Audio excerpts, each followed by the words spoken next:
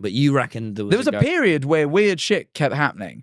When I was at Eleanor's one night, I heard a noise or like something. And bear in mind, like she lives high up in an apartment building, right? Like way off the ground. Yeah, and like it's very well soundproof. So I've never heard the upstairs, downstairs, side to side neighbors. I've never heard them ever in my life, right? We've thrown parties in there. They've never complained. Like it's very well isolated. And one night I hear a noise. I don't know what bit of clamoring or whatever. And I shot up, but I was like half asleep. So I was like, oh, maybe I imagined it. But then as I shoot up, one of the cats fucking darts as if they heard something as well. And I was like, what the fuck? And then like one time I heard a disembodied voice and that's captured on stream.